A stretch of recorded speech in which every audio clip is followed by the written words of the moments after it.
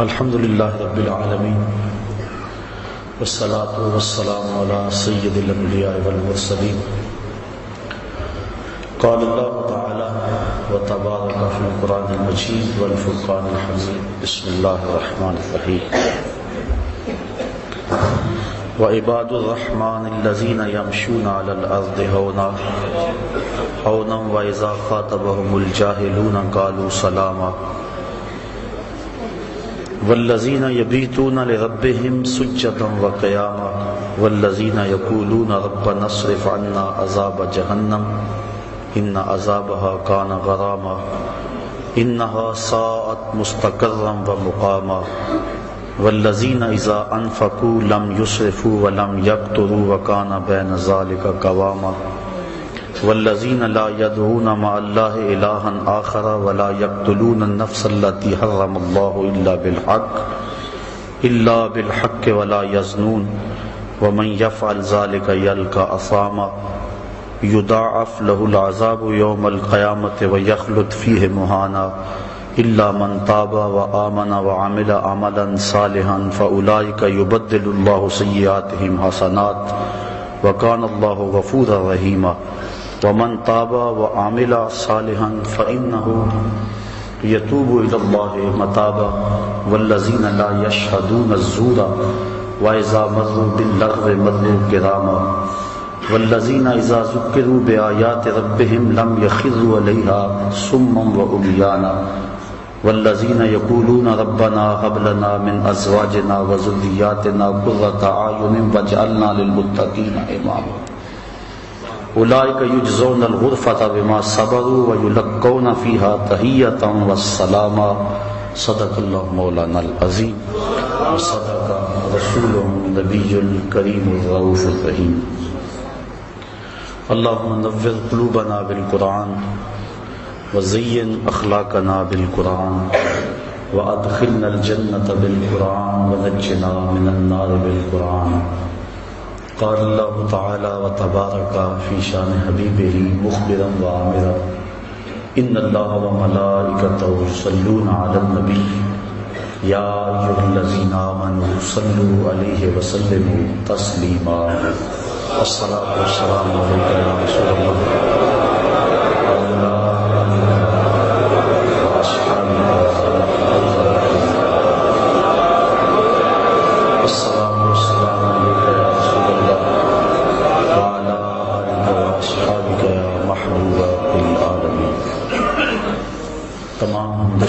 تعریف و توصیف اللہ جل مجدہ الکریم کی ذات پاک کے لیے جو خالق کائنات بھی ہے اور مالک شش جہات بھی۔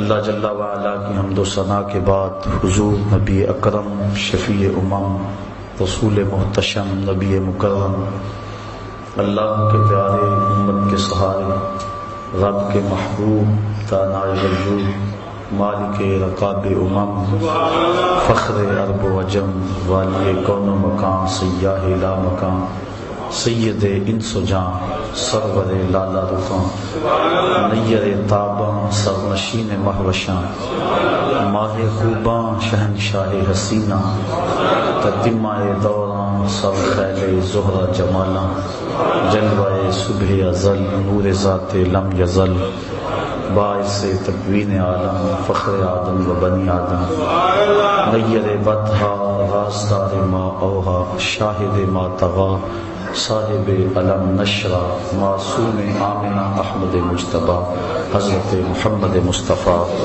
صلی اللہ علیہ وسلم کے حضور ناز میں اپنی عقیدتوں ارادتوں اور محبتوں کا خراج پیش کرنے کے بعد واجب الاحترام ذوی الاحتشام معزز محترم سامعین خواتین و حضرات السلام علیکم ورحمۃ اللہ وبرکاتہ۔ آج اللہ تعالیٰ کے شکر سے یہاں درس قرآن کے 3 سال مکمل ہوئے اور ہم چوتھے سال میں قدم رکھ رہے ہیں۔ جس طرح کہ ہمارے میزبان مکرم جناب ندیم احمد صاحب تفصیل سے بیان کر رہے تھے احباب کے تعاون کو، مسلسل 3 سال بغیر کسی تعطل کے اس پروگرام کا جاری رہنا صرف اللہ کی توفیق سے ممکن ہے، ورنہ یہ خاصا دشوار کام ہے۔ میں کتنے چہروں کو پہچانتا ہوں، نام تو نہیں جانتا لیکن پہچانتا ہوں، جو پہلے درس سے لے کر اس وقت تک کسی ایک ناغے میں بھی نہیں ہے۔ اللہ ان کو بھی جزا دے۔ منتظمین تندہی کے ساتھ اس کا انتظام کرتے ہیں، تشہیری مہم ہے، اس کے لیے مختلف ہمارے معاونین ہیں، اللہ تعالیٰ سب کو جزائے جزیل عطا فرمائے۔ اور کتنے لوگوں کو باطن کی اصلاح، تزکیہ اور تصفیہ نصیب ہوا، یقیناً کتنے لوگ اس سے ہدایت کی راہوں پہ پختہ تر ہوئے اور قلوب کو تازگی اور ایمان کو حرارت اور ولولے نصیب ہوئے۔ یقیناً جو لوگ معاون ہیں ان کے لیے یہ بہت بڑا سرمایہ ہے کہ کتنے لوگوں کی روحیں سیراب ہوئیں۔ اللہ کرے آدم آخر یہ سلسلے جاری رہیں۔ پاکستان کے مختلف شہروں میں تقریباً 60 دروس قرآن تسلسل کے ساتھ ہو رہے ہیں۔ کسی کو 5 سال ہو گئے، کسی کو 6 سال ہو گئے، کسی کو 2 سال ہو گئے۔ اللہ کی توفیق سے کبھی ہم سوچنے بیٹھیں تو بڑا مشکل سا لگتا ہے کہ ایک دن میں 5 جگہوں پہ پہنچنا یہ کتنا مشکل ہے، لیکن جب اللہ تعالیٰ کسی کے لیے اپنی دین کی راہیں آسان کر دے تو پھر اس کے لیے مشکل نہیں ہوتا۔ فرمایا وَنُيَسِّرُكَ لِلْيُسْرَىٰ، اس کو ہم آسان کر دیں تو پھر مشکل نہیں ہوتا، اللہ اس میں سہولتیں اور وقت میں برکتیں پیدا فرما دے۔ چونکہ یہ مہینہ ربیع الثانی کا ہے اور اس مہینے میں حضور سیدنا غوث اعظم شیخ عبد القادر جیلانی رحمۃ اللہ تعالی علیہ کا انتقال پرملال ہوا ہے، اس حوالے سے آج مجھے بعض ساتھیوں نے اس مہینے کے آغاز سے ہی آج کے درس کے حوالے سے ان کی شخصیت، تعلیمات کے حوالے سے کچھ کہنے کا حکم صادر کیا تھا۔ کیونکہ یہ درس قرآن ہے اس لیے میں نے جو عنوان منتخب کیا اس میں آپ کی کچھ تعلیمات کو ضرور ذکر کروں گا تاکہ آپ کی روح کی برکتیں بھی ہم سب کو نصیب ہو جائیں۔ جس مضمون کا آج کی اس نشست میں انتخاب کیا گیا ہے وہ بڑا اہم مضمون ہے۔ میری اور آپ سب کی ضرورت ہے کہ ہم اللہ کے کسی کامل بندے کی قربت حاصل کریں اور اس کی صحبت میں رہ کے اپنے من کے روگ ختم کریں۔ ہمارے اندر سے بغض، کینے، حسد، نفرتیں، کدورتیں کیا کچھ بھرا ہے، یہ سینے کتنے لبریز اور گندے ہو گئے، ان کو مصفا کریں، ان کی پاکیزگی اور طہارت کا سامان کریں اور اپنے اندر اجالے اور روشنیاں بھر لیں۔ اب اس سچی طلب کے لیے ہم سفر کرتے ہیں، لوگوں کے پاس جاتے ہیں اور کئی جگہوں سے دھوکہ کھاتے ہیں۔ دھوکہ کھانے کی سب سے بڑی اور اہم وجہ ہے کہ ہمیں اللہ کے بندے کی پہچان نہیں ہے۔ ہم نے خود ساختہ کچھ ضابطے مقرر کر رکھے ہیں اور جن کے ذریعے ہم اور جن ضابطوں کے مطابق ہم لوگ تلاش کرتے ہیں، لیکن وہ تو اس راہ کے مسافر ہی نہیں ہوتے اور ہم پھر بدظن ہو کے بعض بات تو دین سے ہی دور ہٹ جاتے ہیں۔ لیکن اگر طلب سچی ہو تو انسان اس سفر کو پھر بھی جاری رکھتا ہے۔ اللہ کے نام پہ 100 بار بھی دھوکہ کھائے پھر بھی وہ حق کا مسافر رہتا ہے، اور جو سچا مسافر ہو اس کو ایک دن منزل ضرور نصیب ہوتی ہے۔ اس لیے اللہ والے کون ہیں، کن کی چوکھٹ پہ جائیں، اور عباد الرحمن کون ہیں۔ یہاں سورہ فرقان کے اندر بڑی وضاحت کے ساتھ اہل اللہ کی، عباد اللہ کی، عباد الرحمن کی نشانیاں اور صفات بیان فرمائی گئی۔ اللہ کے بندے کی پہچان اور معرفت یہاں ارشاد فرمائی گئی۔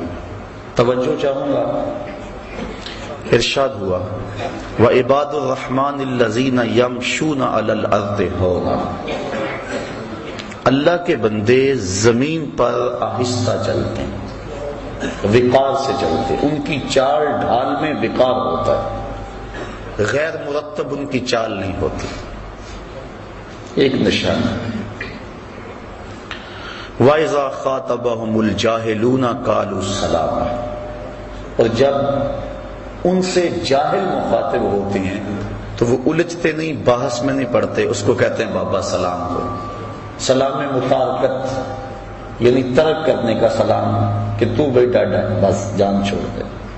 تو وہ بحث جاہلوں سے نہیں کرتے، ان سے جو ہے وہ الجھتے نہیں، بلکہ قالوا سلام کہتے ہیں کہ بابا تجھے سلام ہو. دوسری نشانی بیان فرمائی. والذین یبیتون لربہم سجدا وقیاما، اور وہ اللہ کے حضور اپنی راتیں کبھی سجدے میں گزارتے ہیں، کبھی قیام میں گزارتے ہیں. ان کی راتیں یوں ہی گزر جاتی. ایک دوسرے مقام پہ فرمایا تتجافا جنوبہم عن المضاجع، ان کی کروٹیں بستروں سے الگ رہتی ہیں. تو وہ راتیں اللہ کی عبادت میں گزارتے ہیں. حضرت عبداللہ ابن عباس رضی اللہ تعالی عنہ جو کہ رئیس المفسرین ہیں فرماتے ہیں جس نے عشاء کے بعد 2 یا 2 سے زیادہ رکعتیں پڑھ لی اللہ تعالیٰ اس کو رات جاگنے والے کا ثواب عطا فرمائے، اور وہ اس آیت کا مصداق ہوگا جو 2 یا 2 سے زائد رکعتیں رات کو نماز عشاء کے بعد پڑھ لیتا ہے. اللہ اکبر. اور ایک روایت کے لفظ ہیں کہ جو بندہ عشاء کی نماز جماعت سے پڑھتا ہے اس کو نصف رات تک جاگنے کا ثواب دیا جاتا ہے، اور جو پھر فجر کی نماز جماعت سے پڑھ لیتا ہے اس کو ساری رات جاگنے کا ثواب دیا جاتا ہے. اس لیے عشاء کی نماز بھی جماعت سے اور فجر کی نماز بھی جماعت سے، اس کا اہتمام ہونا چاہیے. اور اللہ والوں کی ایک نشانی یہ ہے کہ وہ اپنی راتوں کو بیدار رہ کے گزارتے ہیں، خوف و طمع کے اندر اپنی راتوں کو گزارتے ہیں. والذین یقولون ربنا اصرف عنا عذاب جہنم، اور وہ کیا کہتے ہیں اے اللہ ہم سے جہنم کا عذاب پھیر دے. راتوں کو عبادت میں گزارنے کے باوجود ان کے خوف اور ان کی خشیت کا عالم یہ ہے کہ پھر بھی عرض کرتے ہیں مالک ہم سے عذاب پھیر دے. وہ عبادت کی وجہ سے متکبر اور مغرور نہیں ہو جاتے کہ ہم اتنی عبادت کر رہے ہیں، کہا نہیں، وہ یہ دعا کرتے ہیں والذین یقولون، اور وہ جو عرض کرتے ہیں ربنا اصرف عنا عذاب جہنم، اے اللہ ہم سے عذاب جہنم کو پھیر دے، ہم اس کے سہنے کی سکت نہیں رکھتے، ہمیں یوں ہی معاف کر دے. حضرت غوث اعظم شیخ عبد القادر جیلانی رحمۃ اللہ تعالی علیہ اللہ کی بارگاہ میں عرض کرتے ہیں مالک مجھے نابینا اٹھانا قیامت کے دن، تیرے بندوں کے سامنے شرمسار ہوں گا. ہیں اعمال ان کے یہ، لیکن خوف اور خشیت کا عالم یہ. اللہ اکبر. وہ ڈرتے رہتے. حضرت سری سکتی رضی اللہ تعالیٰ عنہ جلیل القدر اولیاء میں سے ہیں. حضرت جنید بغدادی کے رشتے میں ماموں بھی لگتے ہیں اور شیخ بھی لگتے ہیں. کہتے ہیں میں تو اس بات سے ڈرتا ہوں کل قیامت کے دن اپنے رب کا سامنا کیا کروں گا، کیسے اس کا سامنے کر پاؤں گا. ساری دنیا اس بات سے ڈرتی ہے، لیکن شہر اقبال کے باسیوں، اقبال نے اس سے بھی آگے کی بات کہہ دی. اقبال کہتا ہے لوگ تو کہتے ہیں کہ یا اللہ حضور کی بارگاہ میں عرض کرتے ہیں کہ اپنی کملی میں مجھے چھپا لیں، میرے عیبوں کو چھپا لیں، قیامت کے دن میرا نامہ اعمال جو ہے وہ جب تلے تو آپ کرم نوازی فرما دیں. ساری دنیا یہ کہتی ہے، حضور سے بھی عرض کی جاتی ہے، دکھڑے سنائے جاتے ہیں کہ میرے عیب اپنی چادر رحمت میں چھپا لیں. لیکن اقبال کی فکر دیکھیے، اس نے کہا کہ مالک ساری زمانے کے سامنے چاہے میرے عیب نشر ہو جائیں لیکن حضور کے سامنے نشر ہو. تو غنی از ہر دو عالم من فقیر، روز معاشر عذر آئے من عظیم، گر تو می بینی حسابم ناگزیر، از نگاہ مصطفیٰ پنہا ہوگی. اے اللہ تو غنی ہے اور میں تیرا نیاز مند بندہ، بغیر حساب کے تو مجھے بخش دے تو تجھے کون سا بھار لگتا ہے، لیکن اگر میرا حساب لینا ضروری ہی ہوا تو میری گزارش یہ ہے کہ حضور کے سامنے نہ لیں، مجھے حضور رحمت للعالمین سے شرم آئے گی۔ کیسا عشق ہے اور کیسی محبت ہے جناب رسالت مآب صلی اللہ علیہ وآلہ وسلم سے۔ تو وہ باوجود عبادات کی کثرت کے یہ دعا کرتے رہتے ہیں، والذین یقولون ربنا اصرف عنا عذاب جہنم، تو وہ کہتے ہیں مالک ہم سے عذاب جہنم پھیر دے، ان عذابہا کان غراما، بے شک اس کا عذاب گلے کا پھندا ہے، سخت ترین ہے عذاب جہنم کا۔ ساری رات عبادت کرنے کے باوجود بھی وہ یہی کہتے نظر آتے، یہ نہیں کہ وہ کہیں کہ ہمیں جہنم ہمارے قریب بھی نہیں آئے گی، وہ جہنم کا تمسخر نہیں اڑاتے اپنی خانقاہوں میں بیٹھ کے، وہ جنت کا مذاق نہیں اڑاتے، بلکہ جنت کے طالب ہیں اور جہنم سے ڈرتے ہیں۔ حضور علیہ السلام سے بڑھ کر اللہ کا قرب رکھنے والا کون تھا؟ لیکن حضور بھی جہنم سے پناہ مانگتے رہے۔ اللہ اکبر۔ تو وہ اہل اللہ کی نشانیاں بیان فرمائی جا رہی ہیں۔ والذین یقولون ربنا اصرف عنا عذاب جہنم، عرض کرتے ہیں اللہ ہم سے عذاب جہنم پھیر دے، ان عذابہا کان غراما، بے شک جہنم کا عذاب جو ہے وہ گلے کا پھندا ہے، گلے کی پھانس ہے، انہا ساعت مستقرا و مقاما، بے شک وہ بہت ہی بری ٹھہرنے کی جگہ، بہت ہی بری۔ حضرت مجدد الفسانی رحمت اللہ تعالی علیہ فرماتے ہیں مکتوبات کے اندر، فرماتے ہیں جنت اللہ کی رضا کا مظہر ہے اور جہنم اللہ کے قہر و غضب کا مظہر ہے۔ اللہ جس پہ راضی ہوگا اس کو جنت میں بھیجے گا اور جس پہ ناراض ہوگا اس کو جہنم میں بھیجے گا۔ اس لیے جہنم سے پناہ مانگنا اللہ کی ناراضگی سے پناہ مانگنا ہے، اور جنت کا مطالبہ اور آرزو کرنا اللہ کی رضا چاہنا ہے۔ تو وہ کہتے ہیں اللہ ہمیں جہنم کے عذاب سے بچا لے، یہ بہت ہی بری پلٹ کے جانے کی جگہ ہے۔ والذین اذا انفقوا لم یسرفوا ولم یقتروا وکان بین ذلک قواما، اور وہ جب خرچ کرتے ہیں تو حد سے نہیں بڑھتے، فضول خرچی نہیں کرتے، ولم یقتروا، اور نہ ہی وہ تنگی کرتے ہیں، جہاں ضرورت ہوتی ہے وہاں ہاتھ دباتے بھی نہیں، وہاں کھل کے خرچ کرتے ہیں، اور جہاں وکان بین ذلک قواما، اور یہ دونوں کے درمیان اعتدال کے راستے پر ہے، یعنی بے تحاشا خرچ بھی نہیں کرتے اور بخل بھی نہیں کرتے۔ اتنا خرچ کرنا کہ کنگال ہو جائے اور بعد میں قرض چڑھ جائے۔ جو اہل اللہ ہیں ان کی علامت یہ ہوتی ہے کہ وہ اپنی چادر کو دیکھ کر پاؤں پھیلاتے ہیں، چادر سے زیادہ پاؤں نہیں پھیلاتے، اور حضور نے فرمایا کہ تم خرچ میں میانہ روی اختیار کر لو، کبھی فقیر نہیں ہوگا۔ اللہ اکبر۔ تو فرمایا والذین اذا انفقوا لم یسرفوا ولم یقتروا، جب وہ خرچ کرتے ہیں تو حد سے نہیں بڑھتے، ولم یقتروا، اور نہ ہی تنگی کرتے ہیں، وکان بین ذلک قواما، اور وہ اس کے درمیان اعتدال کی راہ پہ رہتے ہیں۔ والذین لا یدعون مع اللہ الہا آخر، اور وہ اللہ کے علاوہ کسی دوسرے کو معبود نہیں بناتے، کسی کو نہیں پوچھتے، ان کی پرستش اللہ کی حضور ہوتی، اللہ کے علاوہ وہ کسی کی پوجا نہیں کرتے۔ بلکہ میرے شاہ نقشبند بخاری رحمت اللہ تعالی علیہ فرماتے ہیں متکبر سے تکبر کرنا صدقہ ہے۔ جب کوئی چھاتی تانے اکڑ اکڑ کے آ رہا ہو اس کو جھک کے سلام نہ کرو، یہ تو اس کے تکبر کو بڑھانے والی بات ہے۔ اس لیے وہ زمین پہ اکڑ اکڑ کے چل رہا ہے تو فرمایا اس متکبر سے پہلو تہی کرنا، اکڑنے والے کے ساتھ تکبر کرنا صدقہ کہلاتا ہے، یعنی اللہ کے علاوہ ان کے سینے میں کسی اور کا خوف اور ڈر موجود نہیں ہے۔ وہ جو نماز میں کہتے ہیں نا وَنَخْلَعُ وَنَتْرُكُ مَن يَفْجُرُكُ، وہ صرف نماز میں نہیں کہتے، ان کا عملی نمونہ بھی ہوتے ہیں۔ اللہ کے علاوہ کسی کے حضور سر نہیں جھکاتے، چاہے جتنا مرضی بڑا فرعون کیوں نہ ہو، وہ کسی کے سامنے سر نہیں جھکاتے۔ وَلَا يَقْتُلُونَ النَّفْسَ الَّتِي حَرَّمَ اللَّهُ إِلَّا بِالْحَقِّ، اور جس جان کو اللہ تعالیٰ نے حرام کیا اس کو قتل نہیں کرتے، قاتل نہیں ہوتے۔ وہ تو بڑے نرم دل ہوتے ہیں، وہ تو شاخ سے پھول بھی توڑے تو ان کا دل دکھتا ہے، کوئی بھی توڑے، وہ تو اس قدر حساس ہوتے ہیں، قتل کے حادثے سے کم تو نہیں، شاخ سے گل کا جدا ہونا۔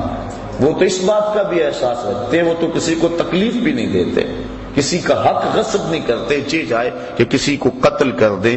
وَلَا يَقْتُلُونَ النَّفْسَ الَّتِي حَرَّمَ اللَّهُ إِلَّا بِالْحَقِّ، مگر حق کے ساتھ۔ حق کے ساتھ کیا ہے؟ شادی شدہ زانی کو قتل کیا جائے، قتل کے بدلے میں قتل کیا جائے، یا جو ارتداد کی راہ اختیار کرے، باغی ہو، اس کو قتل کیا جائے۔ اس کے علاوہ وہ کسی کو قتل نہیں کرتے۔ وَلَا يَزْنُونَ، اور وہ زنا نہیں کرتے، نہ ان کی نظر زنا کرتی ہے، نہ ان کی سوچیں زنا کرتی ہیں، نہ ان کے خیال زنا کرتے ہیں، اور نہ ان کے اعضائے بدنیاں زنا کرتے ہیں۔ وہ پاکیزہ ہوتے ہیں، تبھی تو اللہ کا قرب پاتے ہیں۔ اللہ کا قرب وہی پائے گا جو من کا ستھرا ہوگا، اور جس کے من پہ ایسے داغ اور گند لگے ہوں گے وہ اللہ کا قرب کیسے پائے گا؟ اس لیے ان کی نشانی بیان فرما دی، وَلَا يَزْنُونَ، اور وہ زنا نہیں کرتے، اس فعل کبھی میں مرتکب نہیں ہوتے۔ اور حدیث میں آتا ہے جب زانی زنا کرتا ہے تو اس سے ایمان نکل جاتا ہے، بدترین فعل ہے، اور قرآن مجید نے اس کو کھلی بے حیائی کہا۔ تو جو اہل اللہ ہیں وہ اس فعل کبھی کے اندر کبھی بھی مبتلا نہیں ہوتے، اور صرف زنائے معروفہ ہی نہیں بلکہ ان کی نظر بھی بچتی۔ حضرت امام محمد بن حسن الشیبانی امام اعظم ابو حنیفہ کے پاس پڑھنے کے لیے آئے۔ ابھی عمر چھوٹی تھی اور چہرے پہ داڑھی کا سبزہ نہیں اگا تھا، اور اس عمر کا بچہ اگر خوبصورت ہو تو وہ عورت کی جگہ پہ ہوتا ہے، بلکہ اس کے ساتھ بہت سارے فتنے وابستہ ہوتے۔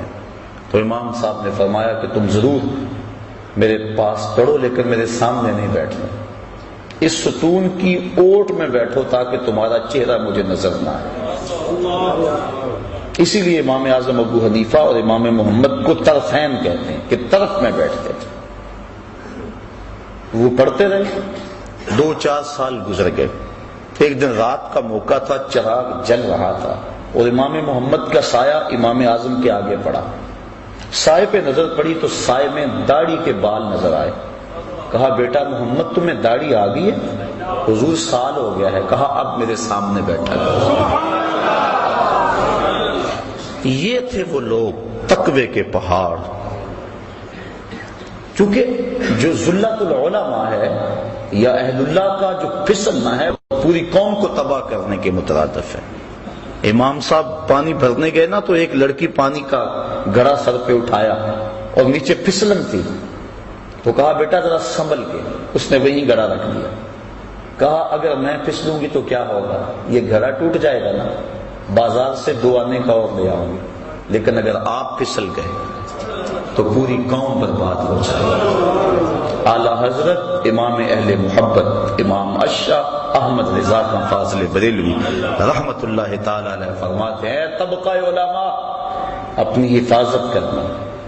اگر تم نے مکروہ تنزیہیہ کا ارتکاب کیا لوگ تحریمیہ کرنے لگ جائیں گے، اگر تم نے مکروہ تحریمیہ کا ارتکاب کیا لوگ حرام میں پڑ جائیں گے، اور تم نے اگر حرام کا ارتکاب کیا لوگ کفر میں مبتلا ہو جائیں گے۔ اور پھر فرمایا اگر تم نے سنت غیر موقدہ کو چھوڑا لوگ موقدہ چھوڑ دیں گے، تم نے سنن موقدہ کو چھوڑا لوگ واجبات کو چھوڑ دیں گے، تم نے واجبات کو چھوڑا لوگ فرائض کو چھوڑ دیں گے۔ اس لیے بندہ جس قدر اونچے منصب کا ہو اس قدر اس کے تقاضے ہوتے ہیں۔ حضرت امام احمد بن حنبل کی بارگاہ میں غالباً ایک خاتون آئی اور اس نے مسئلہ پوچھا کہ حضرت میں اپنے مکان کی چھت پہ رات کے موقع پہ چاند کی چاندنی میں سوت کاٹتی ہوں، کبھی کبھی ایسا ہوتا ہے کہ بادشاہ کی سواری گزرتی ہے تو آگے آگے جو شمع اٹھائے چل رہے ہوتے ہیں اس سے روشنی زیادہ ہو جاتی ہے اور وہ میرے سوت پہ بھی پڑتی ہے، کیا بادشاہ کے چراغوں کی روشنی میں مجھے سوت کاٹنا جائز بھی ہے کہ نہیں؟ حضرت امام صاحب فرمانے لگے خاتون پہلے اپنا تعارف کرواؤ، تم کون ہو؟ خاتون کہنے لگی سائل کی ذات نہیں پوچھی جاتی، آپ مجھے مسئلہ بتائیں۔ امام صاحب فرمانے لگے نہیں، سائل کی وجہ سے مسئلے کی نوعیت بھی بدلتی ہے، آپ کو پہلے بتانا ہوگا کہ آپ کون ہیں۔ تو اس خاتون نے بتایا کہ میں حضرت بشر حافی کی ہمشیرہ ہوں۔ کہا تمہارے لیے جائز نہیں ہے۔ تو انسان جتنے اونچے منصب کا ہو، لازمی نہیں کہ زنا جیسے فعل کا ارتکاب کرے تو پھر ہی خرابی آئے۔ اگر نظر بھی بھٹک گئی، اگر خیال بھی بہک گیا، تو جو اس مسند پہ بیٹھا تھا کہ لوگوں کو ارشاد کرتا تھا، لوگوں کو ہدایت دیتا تھا، تو جو اتنے لوگ اس کے پیچھے لگے اس کا کیا بنے؟ اس لیے کہا کہ اللہ والوں کی شان یہ ہے وَلَا يَقْتُلُونَ النَّفْسَ الَّتِي حَرَّمَ اللَّهُ إِلَّا بِالْحَقِّ وَلَا يَزْنُونَ، اور وہ زنا نہیں کرتے۔ زنا کی ساری صورتیں، چاہے وہ آنکھ کا ہو، کان کا ہو، ہاتھوں کا ہو۔ وَمَن يَفْعَلْ ذَلِكَ يَلْقَ أَثَامًا، اور جو یہ کام کرے وہ سزا پائے گا، سخت سزا ہے۔ بلکہ ایک روایت میں آتا ہے کہ قیامت کے دن وہ سخت رسوا کر دیا جائے گا۔ یضاعف له العذاب یوم القیامہ، قیامت کے دن اس کو دگنا عذاب دیا جائے گا، 2 گنا عذاب دیا جائے گا۔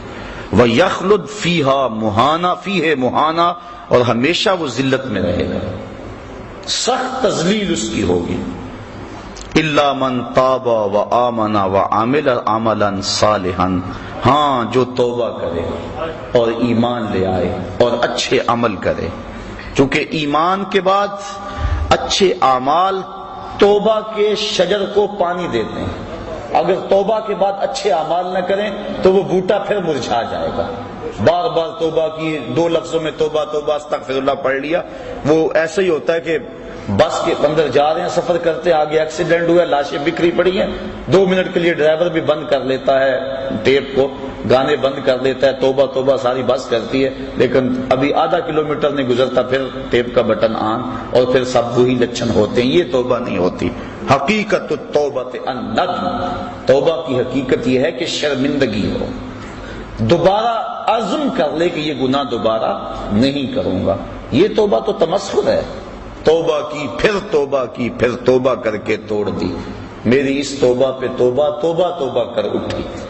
یہ تو عجیب بات ہے۔ توبہ یہ ہے کہ عزم مصمم کر لے کہ میں اس کے بعد یہ کام نہیں کروں گا، اور پھر عمل صالح کر کے توبہ کے لگائے ہوئے پودے کو پانی دے۔ کہا الا من تاب وآمن وعمل عملا صالحا فاولئک یبدل اللہ سیئاتہم حسنات، اگر کوئی ایسا کر لے، اللہ فرماتا ہے ہم نہ تو صرف کہ اس کے گناہوں کو ختم کریں گے بلکہ ان کے گناہوں کو بدل کے نیکیوں میں تبدیل کر دیں گے۔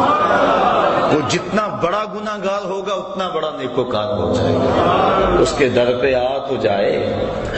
اگر کسی محکمے کے اندر کوئی ایسا کام ہو جائے، محکمے کا آفیسر معطل کر دے یا کوئی اور ایسی سزا دے دے تو بعد میں وہ معاف بھی کرتے، لیکن ریکارڈ تو خراب ہو جاتا ہے نا، ترقی تو رک جاتی ہے کہ اتنا کچھ اس کے رجسٹر کے اندر، اس کی فائل کے اندر لکھ دیا گیا ہے، لیکن اللہ تعالیٰ اس فائل کو کتنی عزت دیتا ہے۔ یہ نہیں ہوتا کہ اب اس کی ترقیاں رک جائیں، توبہ کر کے تو دیکھے، سچی توبہ کر کے تو دیکھے، بلکہ جتنا بڑا گناہ گار ہوگا اتنا بڑا نیکوکار بن جائے۔ اللہ اکبر۔ فاولئک یبدل اللہ سیئاتہم حسنات، ہم اس کی بدیوں کو نیکیوں میں تبدیل کر دیں۔ حضرت عمر فاروق رضی اللہ تعالیٰ عنہ آ رہے تھے، ایک آدمی نے ہاتھ میں شراب کی بوتل پکڑی تھی، دیکھا کہ اچانک گلی کے موڑ سے عمر فاروق آئے، وہ ڈر گیا، جلدی سے بغل میں چھپا لی اور سچی توبہ کر لی، مالک آج عمر کے قہر سے بچا لے، آج کے بعد میں شراب نہیں پیوں گا۔ اب عمر فاروق نے اس کو بوتل چھپاتے ہوئے دیکھ لیا تھا، جب قریب آئے درہ لہرایا، کہا کیا ہے تیرے پاس؟ کہنے لگا حضور سرکہ ہے۔ کہا نکالو، جب نکالا دیکھا تو واقعی سرکہ تھا۔ اگر کوئی سچی توبہ کر لے تو اللہ گناہوں کو بدل کے نیکیوں میں تبدیل کر دے گا۔ یہ دکھا دیا کہ جو شراب کو سرکے میں بدل سکتا ہے وہ گناہوں کو نیکیوں میں نہیں بدل سکتا۔ اس کے در پہ آ کے تو دیکھو، جھولی پھیلا کے تو دیکھو۔ اللہ اکبر۔ حدیث میں آتا ہے قیامت کے دن ایک شخص کو نامہ اعمال پڑھنے کا کہا جائے گا، وہ نامہ اعمال پڑھے گا، اور جو بڑے بڑے گناہ ہوں گے ان کو وہ چھوڑ دے گا، صرف نظر کرے گا، شرم کی وجہ سے، شرمندگی کی وجہ سے ان کو نہیں پڑھے گا، اور چھوٹے چھوٹے گناہ پڑھتا چلا جائے گا۔ جب وہ نامہ اعمال مکمل کر لے گا تو اللہ تعالیٰ فرمائے گا میرے بندے میں نے اپنے فضل سے تیرے گناہوں کو بدل کے نیکیوں میں تبدیل کر دیا۔ اس کو تو توقع اور تھی لیکن کام اور بن گیا۔ اب وہ کہتا یا اللہ ابھی تو میرے بڑے بڑے گناہ رہتے ہیں۔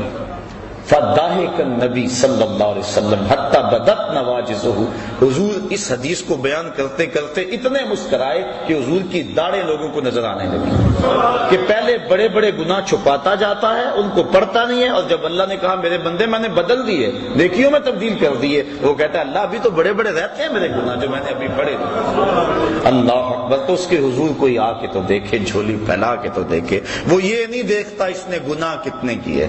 فرشتوں کہتا ہے فرشتوں گواہ ہو جاؤ میرا بندہ آخر میرے در پہ آیا ہے نا، اور کوئی در ہوتا تو جاتا وہاں۔ ایک شخص مسجد نبوی کے کونے میں دعا مانگ رہا تھا، اور لفظ کیا تھے اللہم انی اسألک بانک انت اللہ لا الہ الا انت، مالک میں تجھ سے اس لیے مانگتا ہوں کہ تو میرا اللہ ہے، تیرے علاوہ میرا ہے بھی تو کوئی نہیں نا کہ جس کی چوکھٹ پہ جاؤں۔ حضور نے سنا، کہا وہ جو کونے میں بیٹھ کے دعا مانگ رہا ہے اس کو بشارت دے آؤ کہ تمہاری دعا اللہ نے قبول کر لی۔ جب بندہ اس کے حضور آتا ہے، فرمایا اگر کوئی آئے ہم گناہوں کو بدل کے نیکیوں میں تبدیل کر دیتے ہیں۔ وَقَانَ اللَّهُ غَفُورًا رَحِيمًا، اللہ بخشنے والا اور مہربان ہے۔ بخشش اس نے مانگی اور اپنی طرف سے اضافی رحمت اس کے اوپر ڈالی اور اس کے گناہوں کو بدل کے نیکیوں میں تبدیل کر دیا۔ وَمَن تَابَ وَعَمِلَ صَالِحًا، اور جس نے توبہ کی اور نیک اعمال کیے، فَإِنَّهُ يَتُوبُ إِلَى اللَّهِ مَتَابًا، بے شک وہ اللہ کی طرف رجوع آیا جیسا کہ رجوع آنے کا حق تھا۔ وَالَّذِينَ لَا يَشْهَدُونَ الزُّورَ، اللہ والوں کی ایک اور نشانی بیان فرمائی کہ یہ وہ لوگ ہیں جو جھوٹی گواہی نہیں دیتے، جھوٹ نہیں بولتے، ان کی زبان پہ سچ ہوتا ہے۔ اللہ اکبر۔ وَإِذَا مَرُّوا بِاللَّغْوِ مَرُّوا كِرَامًا، اور جب کسی بیہودہ جگہ سے گزرتے ہیں تو اپنی عزت سنبھال کے گزر جاتے، کسی بری جگہ پہ ٹھہرتے بھی نہیں۔ حضور علیہ السلام نے فرمایا تہمت کی جگہوں سے بچو، اپنی آبرو کی حفاظت کرتے ہیں، کسی ایسی جگہ پہ رکتے بھی نہیں۔ والذین اذا ذکروا بآیات ربہم لم یخروا علیہا صما وعمیانا، وہ لوگ جب انہیں اپنے مالک کی طرف سے آیتیں یاد دلائی جاتی ہیں، نشانیاں یاد دلائی جاتی ہیں، اللہ اکبر، لم یخروا علیہا صما وعمیانا، تو ان پر بہرے اور اندھے ہو کر نہیں گرتے بلکہ اللہ کی ان نشانیوں کو دیکھتے ہیں، اس میں جو عبرت کے پہلو ہیں ان کو اپناتے ہیں، اللہ کی ایک ایک نشانی پر غور کرتے ہیں، اور پھر وہ دنیا کو ترک بھی نہیں کرتے۔ کیا کہتے ہیں؟ والذین یقولون ربنا ہب لنا من ازواجنا وذریاتنا قرۃ اعین واجعلنا للمتقین اماما، اور عرض کرتے ہیں اللہ کی بارگاہ میں اے اللہ ہماری بیویوں کی طرف سے اور ہماری اولاد کی طرف سے ہماری آنکھوں کی ٹھنڈک عطا کر، یعنی ہماری بیویاں بھی ایسی ہوں کہ جو تیری متی ہوں اور ہماری متی، اور اولاد بھی ایسی ہو جو فرما بردار ہو، اور ہمیں آنکھوں کی ٹھنڈک ان کی طرف سے نصیب ہو جائے۔ آنکھوں کی ٹھنڈک سے مراد کہ خوشی نصیب ہو۔ علماء نے بیان فرمایا ہے کہ جب غم میں آنسو نکلتے ہیں تو وہ گرم ہوتے ہیں، اور جب خوشی سے آنسو کو خوشخبری سن کے نکلے تو وہ ٹھنڈے ہوتے ہیں۔ اس لیے یہ کہنا قرۃ اعین کا لفظ عرب میں جو رواج ہے تو اس کا مطلب یہ ہے کہ تجھے خوشیاں ملیں، تجھے غم نہ پہنچے، تو وہ یہ دعا کرتے ہیں اللہ اولاد کی طرف سے ہمیں ٹھنڈک نہیں پہنچے، اولاد کی طرف سے غم نہ ملے۔ وَجَعَلْنَا لِلْمُتَّقِينَ إِمَامًا، اور ہمیں پرہیزگاروں کا پیشوا بنانا، امام بنانا، نہ صرف کہ ہمیں پرہیزگار بنانا بلکہ ہمیں پرہیزگاروں کا بھی امام بنا دے۔ وہ دعا کرتے ہیں اولئک یجزون الغرفۃ بما صبروا ویلقون فیہا تحیۃ وسلاما، کہا ان کو جنت کا سب سے اونچا بالا خانہ انعام ملے گا، بدلہ ان کے صبر کا، دنیا پہ صبر کیا، دکھوں پہ، مصیبتوں پہ، عبادات پہ صبر کیا، وَيُلَقَّوْنَ فِيهَا تَحِيَّةً وَالسَّلَامًا، اور وہاں ان کو سلامیاں دیے جائیں گی اور ان کے پیشوائی ہوگی۔ جب جنت میں داخل ہوں گے تو فرشتے ان کو سلام کریں گے کہ تم نے دنیا کے اندر اللہ جل شانہ کی رضا کے لیے اپنی زندگی گزاری، آج ہمارا سلوٹ اور ہمارا سلام قبول کرو۔ تو قرآن مجید نے یہ ان لوگوں کی نشانیاں بیان کی جو اللہ والے ہیں۔ اب دیکھیں ہم کس طرح کا ذہن بنائے پھرتے ہیں، اللہ والا کون ہوتا ہے؟ اب اللہ تعالیٰ نے قرآن مجید کے اندر جو ہے وہ اللہ والوں کی نشانیاں بیان کی۔ ان کی چال بھی وقار والی ہوتی ہے، ان کا لباس بھی وقار والا ہوتا ہے، ان کا اٹھنا بھی، بیٹھنا بھی، گزرنا بھی، چلنا بھی، اور ان کی دعائیں اور التجائیں اللہ کے حضور دیکھ لیں۔ آقا کریم سے بھی صحابہ نے پوچھا کہ حضور جن اولیاء کا آپ تذکرہ کرتے ہیں تو ان کی نشانیاں کیا ہیں؟ ایک نشانیاں یہ بیان فرمائی گی سورہ فرقان میں، تو حضور سے بھی سوال کیا گیا، ابن مردویہ میں بیان کیا، حکیم ترمذی نے بیان کیا، امام غازی نے بیان کیا۔ حضور علیہ السلام سے پوچھا گیا کہ حضور ہم اہل اللہ کو اگر تلاش کرنا جائیں تو ان کی نشانی کیا ہے؟ فرمایا اذا رؤوا ذکر اللہ، اللہ والوں کی نشانی یہ ہے جب ان کے پاس بیٹھو، انہیں دیکھو، تمہیں خدا یاد آ جائے، ان کو دیکھ کر خدا کی یاد آ جائے، یعنی دین کی طرف تمہاری رغبت پیدا ہونے لگے اور برائیوں سے تمہیں نفرت ہونے لگے۔ جس شخص کی صحبت میں تمہیں دنیا سے دوری اور آخرت کی قربت اور اللہ رسول کا پیار نصیب ہونے لگے، سمجھ لو اس کا سینہ ولایت کے نور سے منور ہے۔ تو حضرت غوث اعظم سیدنا شیخ عبد القادر جیلانی رحمۃ اللہ تعالی علیہ کے حوالے سے جو مجھے تاکید بھی تھی، آپ نے اہل اللہ کی بالخصوص جو مسند مشیخیت کے اوپر بیٹھے ان کی 12 نشانیاں بیان کی۔ آپ فرماتے ہیں کوئی اس وقت تک قابل نہیں ہوتا اس بات کے کہ وہ لوگوں کو رشد و ہدایت کرے اور لوگوں کو اپنے زیر تربیت رکھے جب تک وہ 12 خوبیوں کا حامل نہ ہو۔ وہ کون کون سی 12 خوبیاں؟ فرمایا 2 خوبیاں اس میں اللہ تعالی والی ہیں، ایک اللہ کی صفت ستار کا مظہر ہو، ایک صفت غفار کا مظہر ہو، یعنی پردہ پوش ہو، چغل خور اللہ کا ولی نہیں ہوتا۔ دیکھو مرید نے تو سارے دکھڑے بیان کرنے ہوتے ہیں، گھر کی بات بھی کہنی ہے، بیوی کی بات بھی کہنی ہے، بچوں کی بات بھی کہنی ہے، سارے دکھڑے اس کے سامنے رکھنے ہیں، اور اگر اس کا سینہ اتنا بڑا نہیں ہے، کشادہ نہیں ہے، وہ دوسرے کو بتاتا پھرے گا ایک سے سن کر، تو پھر اس سے کہنے کا فائدہ کیا؟ بلکہ دانشمند تو لوگ کہتے ہیں جس کو راز کی بات بتا کر یہ کہنا پڑے جناب اسے راز رکھنا، تو اس کو راز کی بات بتانی نہیں چاہیے، اسے خود پتا ہونا چاہیے بات راز والی ہے کہ نہیں ہے۔ تو یہ طریقت کا رکن ہے کہ پردہ پوشی کی جائے۔ بلکہ آپ دیکھتے ہیں طریقت میں ایک بہت بڑا نام ہے حضرت حاتم اسم کا۔ اسم کہتے ہیں جو کانوں سے بہرا ہو۔ حضرت حاتم رحمت اللہ تعالی علیہ کانوں سے بہرے نہیں تھے، لیکن انہیں پھر بھی بہرا کہا جاتا کیوں؟ اس کی وجہ یہ کہتے ہیں کہ حضرت حاتم کی مجلس میں ایک خاتون آئی، اس نے اپنا کوئی دکھڑا کہنا تھا، کوئی حاجت کہنی تھی، دوران گفتگو اس کی ری خارج ہوگی، ہوا خارج ہو گئی، اس کو بڑی شرمندگی ہوئی کہ اتنے بڑے بزرگ اور میری ہوا خارج ہوئی، تو وہ شرم میں ڈوبی جا رہی تھی۔ حضرت حاتم اس کی خفت مٹانے کے لیے یوں کان پہ ہاتھ رکھ کے کہتے ہیں ذرا اونچی بولو، اس کو تاثر یوں دیا کہ میں بہرا ہوں اور میں نے وہ نہیں سنا جس سے تجھے شرمندگی ہو۔ پھر جب تک زندہ رہے بہرے بنے رہے کہ اس عورت کو جب بھی پتا چلے گا اسے شرمندگی ہو۔ یہ تھا فقر، یہ تھی درویشی، اور یہ تھے اللہ والوں کے اخلاق۔ آج تو چغلیاں کرتے پھرتے ہیں اور مسند ارشاد پہ براجمان۔ اللہ کی صفت ستار کا مظہر ہو۔ دوسری خوبی اللہ کی صفت غفار کا مظہر، بخش دینے والا، دل میں گرہ باندھنے والا، چونکہ دوران سلوک سالک سے بڑا کچھ سرزد ہوتا ہے، وہ بیچارہ زیر تربیت ہوتا ہے، اس کی کسی بات کو دل پہ لگا لے اور گرہ باندھ لے تو پھر کیسے تربیت ہوگی؟ تو اللہ کی صفت غفار کا مظہر ہو، معاف کر دینے والا، جس طرح وہ معاف کر دیتا ہے۔ 2 صفتیں اس میں حضور نبی رحمت صلی اللہ علیہ وسلم والی ہوں۔ ایک رفیق ہو دوسرا شفیق ہو، رفاقت کے حق کو جانتا ہو اور شفقت کا پیکر ہو، تنگ دل نہ ہو۔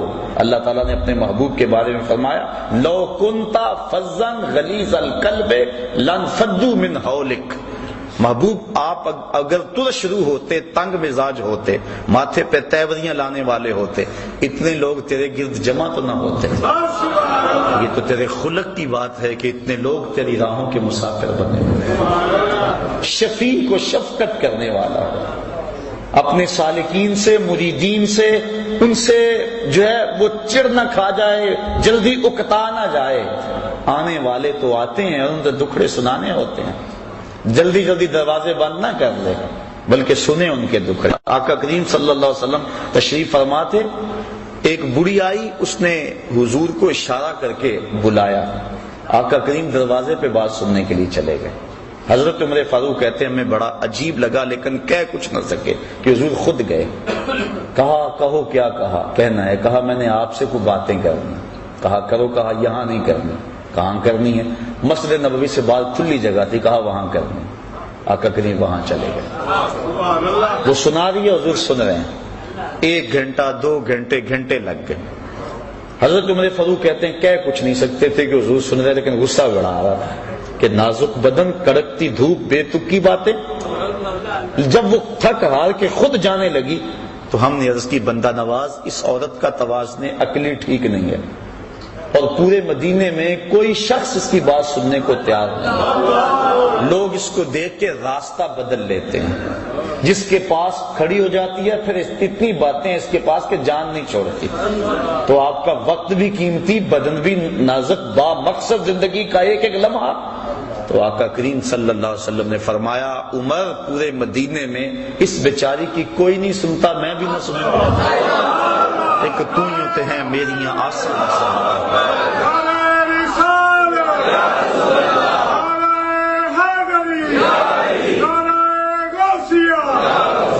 یہ جو دھکے دیتے پھرتے نا مریدوں کو، پیچھے ہٹ جاؤ پیچھے ہٹ جاؤ، پیر صاحب کا مزاج بڑا نازک ہے، پیچھے ہٹ جاؤ۔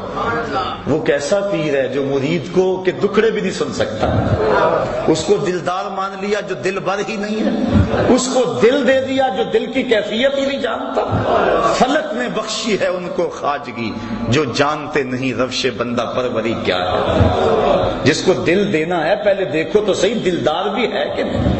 تمہارے دکھڑے بھی نہیں سنتا، حالت تو اس نے بعد میں کرنے ہیں، دکھڑے سنے تو صحیح، تمہاری ڈھارس تو بندائے۔ اللہ اکبر۔ تو شفیق ہو رفیق ہو، کتنی شفقت۔ سنیے حضور ارشاد فرماتے ہیں لو تدخلوا شوقۃ فی رجل احدکم لوجدت علمها، میرے امتی تیرے پاؤں میں کانٹا چبھے نا تو اس کی تکلیف مجھے ہوتی ہے۔ اگر پیر مرید سے اتنی ہمدردی نہیں رکھتا تو پھر نظام خانقاہی سوائے کاروبار کی اور کچھ نہیں ہے۔ یہ ہمدردی ہو، شفیق بھی ہو رفیق بھی ہو۔ 2 صفتیں حضرت سیدنا صدیق اکبر والی ہوں، ایک صادق ہو دوسرا مصدق ہو، خود سچ بولے اور سچ کی تصدیق کرے۔ حضور علیہ السلام سے پوچھا گیا کہ حضور مومن بزدل ہوتا ہے؟ فرمایا نہیں، مومن بہادر ہوتا ہے، لیکن ہو سکتا ہے کبھی بزدلی کر جائے۔ اس طرح پوچھا گیا حضور مومن کنجوس ہو سکتا ہے؟ فرمایا نہیں، کنجوس نہیں ہوتا، مومن سخی ہوتا ہے، لیکن ہو سکتا ہے کبھی اس سے بخل ہو جائے۔ پھر پوچھا حضور مومن جھوٹا ہو سکتا ہے؟ فرمایا نہیں، جھوٹا نہیں ہو سکتا۔ اور یہاں بھی نشانی آپ نے پڑھی کہ وہ جھوٹی گواہی اللہ والا نہیں دیتا چاہے قیامت آ جائے، یہی تو اس کا کمال ہے۔ تو کہا ایک صادق ہو دوسرا مصدق ہو۔ 2 خوبیاں اس میں حضرت عمر فاروق والی ہیں، ایک امر بالمعروف کرے دوسرا نہی عن المنکر کرے۔ یہ نہیں ہے کہ مرید ناراض ہو جائے گا اگر اس کو حق کی بات بتائی، وہ پھر پیر تو وہ ہوا جو مرید ہے، یہ پیر تو ہوا ہی نا، مرید تو وہ یہ بن گیا اور وہ پیر بن گیا۔ اس کا حق ہے کہ وہ ہر لمحے میں امر بالمعروف اور نہی عن المنکر کے فریضے سے کبھی بھی غافل نہ ہو۔ حضرت عمر فاروق رضی اللہ تعالیٰ عنہ کے حوالے سے، چونکہ حضرت غوث پاک بیان فرماتے ہیں، چونکہ آپ اس حوالے سے ایک امتیازی نام ہے امر بالمعروف اور نہی عن المنکر کے حوالے سے. جب لولو فیروز نے آپ کے اوپر حملہ کیا اور زہر میں بجھا ہوا خنجر آپ کے جسم میں پیوست ہو گیا، زندگی اور موت کی کشمکش تھی، تو ایک انصاری نوجوان آپ کا حال پوچھنے آیا. اس وقت بس سانسیں ٹوٹ رہی تھی. اس نے کہا حضور کیا حال ہے؟ تو آپ کی نظر اس کے ٹخنوں پہ پڑ گئی. اس کا تہ بند لٹک رہا تھا اور اس کے ٹخنے جو ہیں وہ تہ بند میں ڈھمپے ہوئے تھے. آپ فرمایا میرا حال تو صحیح ہے، لیکن اے نوجوان اگر تو اس شلوار کو، اس تہ بند کو ٹخنوں سے اوپر کر لے، ایک تو تیرے کپڑے بھی پاک رہیں گے، دوسرا رب بھی راضی رہے گا. اب دیکھو کیا حالت ہے، اور امر بالمعروف اور نہی عن المنکر. حضرت مجدد الفسانی رحمت اللہ تعالی علیہ فرماتے مکتوبات میں کہ مرید نے شریعت اپنے پیر کے عمل سے سیکھنی ہے، اس لیے کہ اس کا عمل خود شریعت کے مطابق نہیں ہوگا تو پھر کس طرح لوگوں کو راہ ہدایت دے گا. تو اس نے امر بالمعروف اور نہی عن المنکر، یہ دو خوبیاں حضرت سیدنا عمر فاروق والی. پھر فرمایا دو خوبیاں حضرت عثمان غنی والی، رات کو عبادت کرے، صبح اٹھ کے سخاوت کرے. اور وہ صفت بیان ہو چکی، یبیتون لربہم سجدا وقیاما، اللہ کے حضور راتوں کو کبھی سجدے میں گزارتے ہیں، کبھی قیام میں گزارتے ہیں. ان کی راتیں یوں ہی گزر جاتی ہیں، اللہ اکبر، بلکہ راتیں مختصر پڑ جاتی ہیں. حضرت سیدہ فاطمہ الزہرا رضی اللہ تعالی عنہا ایک دن عرض کرتی ہیں مالک تیری راتیں اتنی چھوٹی ہیں کہ تیری بندی کا ذوق بندگی ہی پورا نہیں ہوتا. ابھی میں سجدے میں سر رکھتی ہوں تو رات ختم ہو جاتی ہے، ایک رات اتنی لمبی کر دے تیری بندی جی بھر کے سجدہ تو کر دے. یہ ہیں وہ لوگ. تو کہا ایک رات کو عبادت کرنے والا ہو، صبح اٹھ کے سخاوت کرنے والا. سخاوت کا صرف تعلق مال سے نہیں ہے، سخاوت بدل است نہ بمال، بزرگی بعقل است نہ بسال. بزرگی عقل سے ہوتی ہے، سالوں سے نہیں ہوتی، اور سخاوت دل سے ہوتی ہے، مال سے. کمینے دل والا اللہ کا ولی وہ تو بانٹنے والا ہوتا ہے. فقیر کا مزاج ہوتا ہے کہ لوگ اس کے در سے خیرات لیتے رہیں، جسم کی قوت بھی حاصل کریں، روح کی قوت بھی حاصل کریں. بابا بلے شاہ فرماتے نا اٹ کھڑک کے دکڑ وجے تتا ہوئے چلا، آن فقیر کھا کھا جامن راضی ہوئے بلا. فقیر کی اس میں خوشی ہوتی ہے کہ کوئی آئے اور اس کی چوکھٹ سے شراب ہوتا رہے. کہا دو خوبیاں اس میں حضرت سیدنا علی المرتضی رضی اللہ تعالی عنہ ہو، ایک عالم ہو، دوسرا بہادر ہو. جاہل تو اللہ کا قرب کیسے پائے گا؟ حضرت جنید بغدادی فرماتے ہیں من تزہد بغیر علم فقد مات فی الکفر، جو علم کے بغیر زہد کرتا ہے اس کے کفر میں مرنے کا اندیشہ ہے. اسی کا ترجمہ سلطان باؤ علیہ الرحمہ نے کیا، علم باج جو کرے فقیری، کافر مرے دیوانی. وہ غفلت کے اس کے پردے نہیں کھل سکتے، چونکہ علم نور ہے اور انسان کو سب سے پہلا سبق علم کا پڑھایا گیا، سب سے پہلی وحی علم کی نازل ہوئی. اور آقا کریم فرمایا فضل العالم علی العابد کا فضلی علی ادناکم، عالم کی فضیلت تہجد گزار پر ایسے ہے جس طرح تم میں سے ایک عام آدمی پر میری فضیلت ہے. کتنی بڑی بات ہے. اور ایک حدیث کے لفظ ہیں کہ فضل العالم علی العابد کفضل القمر لیلۃ البدر علی سائر الکواکب، عالم کی فضیلت عابد پر اس طرح ہے جس طرح 14ویں رات کے چمکتے ہوئے چاند کی فضیلت ستاروں پہ ہوتی ہے. تو ایک عالم ہو. حضرت غوث اعظم سے بھی کسی نے پوچھا کہ حضرت آپ اس مرتبہ قطبیت پہ کیسے پہنچے؟ تو فرمایا درست العلم حتی صرت قطبہ، کہ میں نے علم پڑھا یہاں تک کہ اس درجے پہ فائز البرام ہو گیا. اور دوسرا بہادر ہو، بزدل اللہ کا ولی، کیونکہ جو توحید کے آغوش میں آباد ہوتا ہے وہ لا خوف علیہم ولا ہم یحزنون کے زمرے میں آ جاتا ہے، تو وہ کمزور اور بزدل کیسے ہو سکتا ہے؟ کلمہ حق کہنے سے وہ کبھی بھی گریز نہیں کرتا، چاہے شہنشاہ وقت بھی سامنے کھڑا ہو.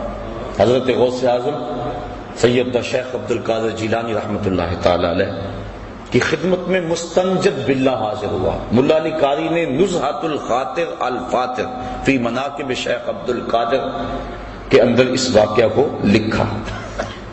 اس نے 2 اشرفیوں کی تھیلیاں بطور ہدیہ بطور نذرانہ پیش کی. حضرت غوث اعظم نے اس نذرانے کو قبول کرنے سے انکار کر دیا. لازمی نہیں ہے کہ ہر مرید کے نذرانے کو قبول بھی کیا جائے. شیخ کی ذمہ داری ہے اس کو جھڑکے، میاں یہ ڈبل شاہ سے تو پیسے نہیں ہو کے آئے، یہ جو نذرانہ مجھے دے رہا ہے یہ کہاں سے آئے، یہ سود کا مال تو نہیں ہے، یہ لوگوں کا غریبوں کا خون تو نہیں نچوڑا ہوا. کہا تیرا نذرانہ میں وصول نہیں کروں گا. کہا حضور کیوں؟ کہا غریبوں کا خون نچوڑ کے مجھے نذرانہ دینے آ گئے ہو. کہا نہیں حضور یہ میرا مال ہے. آپ نے اس کے ہاتھ سے تھیلی لی اور اس کو یوں تاؤ دیا، تازہ قطرے ٹپکنے لگے. کہا اگر مجھے قرابت رسول کا لحاظ نہ ہو، چونکہ یہ جو عباسی خلافات حضرت عباس بن عبد المطلب رضی اللہ تعالیٰ عنہ کی اولاد سے، اور وہ حضور کے چچا لگتے تھے اس لیے حضور سے قربت تھی اور یہ ان کی اولاد ہے. کہا اگر مجھے قرابت رسول کا لحاظ نہ ہو تو میں اس تھیلی کو نچوڑتا جاؤں، خون نکلتا جائے یہاں تک کہ تیرے محلوں کے دروازوں تک پہنچ جائے. اللہ اکبر. تو یہ بات سمجھ میں آ گئی کہ یہ نہیں ہر ایک سے نذرانہ قبول کر لے. پھر سارے ایسے بھی تو نہیں ہوتے کہ جن سے نذرانہ لیا جائے، کوئی ایسے بھی تو ہوتے ہیں جن کو دیا جائے. یہ جو تصوف کے اندر نذرانے کا تصور ہے، میں اس پہ بڑا غور کرتا رہا ہوں کہ یہ کیا ہے، اور میں نے تصوف کی کتب اور بزرگوں کی جو مجھے صحبت نصیب ہوئی اس سے جو میں سمجھا ہوں وہ یہ ہے کہ نذرانے کا تصور جو صوفیاء دیتے ہیں اس کا مطلب یہ ہے کہ جو شیخ ہوتا ہے وہ ایک ماں کی حیثیت ہوتی ہے، اور اس کے کچھ غریب مرید ہوتے ہیں، کچھ امیر ہوتے ہیں، عزت دار ہوتے ہیں جو کسی کے سامنے دکھڑا بیان نہیں کرتے. پیر کو انہوں نے بتایا ہوتا ہے دعا کے رنگ میں کہ میرے لیے دعا کر دے. اب تصور نذرانے کا یہ ہے کہ امیروں سے لے اور غریبوں کو دے. یہ نہیں ہے کہ غریبوں سے بھی چھینتا چلا جائے، وہ تو بیچارہ پہلے ہی پریشان. حضرت علامہ اقبال علیہ رحمہ کا بڑا معروف واقعہ ہے کہ آپ جب مکلوڈ روڈ پہ ہوتے تھے تو وہاں ایک پیر صاحب اس دور کے آپ کو ملنے کے لیے آئے.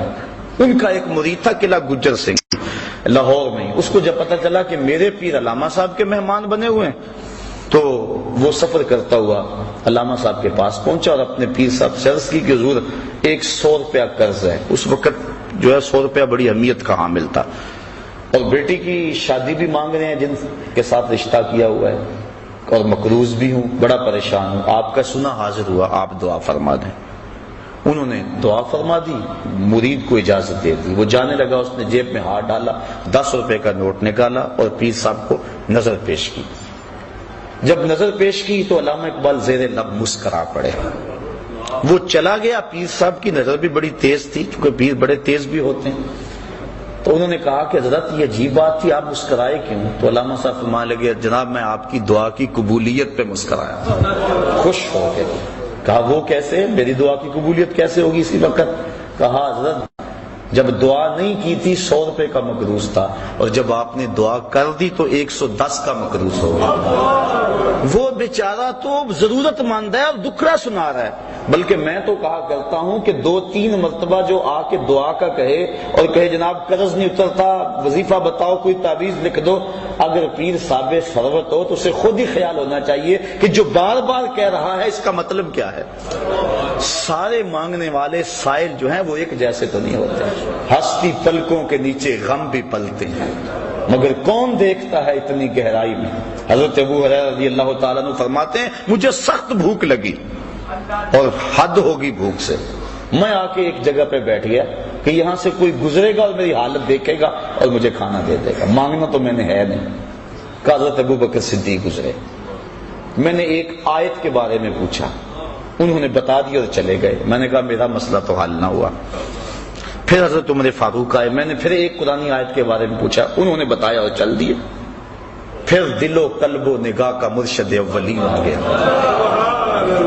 میں نے حضور سے مسئلہ پوچھا، آقا کریم نے دیکھا اور مسکرا کے کہنے لگے ابو ہریرہ بھوک لگی؟ میں نے کہا ہاں حضور مجھے بھوک لگی. کہا میرے ساتھ آ جاؤ. اللہ اکبر. آگے وہ حدیث واقعہ طویل آپ نے سینکڑوں بار سنا کہ دودھ کا ایک پیالہ تھا. ابو ہریرہ کہتے ہیں کام بن گیا. لیکن کہا جب باقیوں کو بھی بلا لاؤ۔ 70 بندے تھے بیٹھے جو صفہ کے چبوترے پہ تھے، کہا میں بلا کے لے گیا، دل میں تھا کہ اب تو دودھ کا پیالہ گونٹ گونٹ بھی نہیں آئے گا، لیکن جب پہلے نے پیا ختم نہ ہوا میری ڈھارس بند گئی۔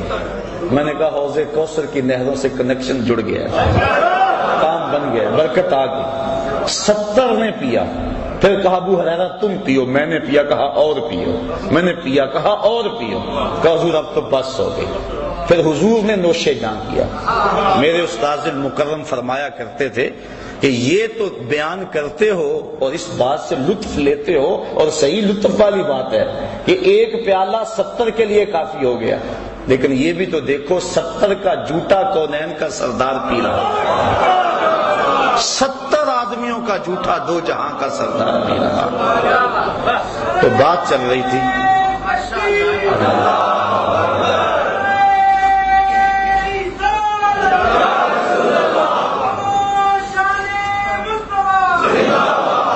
تو علامہ اقبال نے کہا میں اس بات پہ ہنسا ہوں کہ آپ کی دعا قبول ہو گئی۔